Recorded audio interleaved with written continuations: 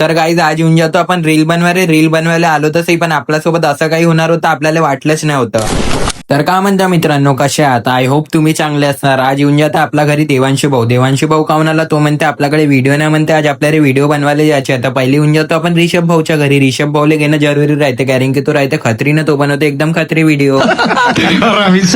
खत्रीला घेऊन टाकतो, खत्रीला बसून टाकतो गाडीवर, आज चालवत राहते खत्री गाडी. खत्री तर कधी गाडी चालवत नाही, पण तो चालवून टाकते तर एकदम खत्रीच चालवते. जाता जाता साला आम्हाला एक टेक्नॉलॉजी दिसून जाते, तुम्हाला बी दाखवतो, पाहू शकता तुम्ही. एकदम टेक्नॉलॉजी होती हे. अरे बड़े खतरनाक लोग हैं.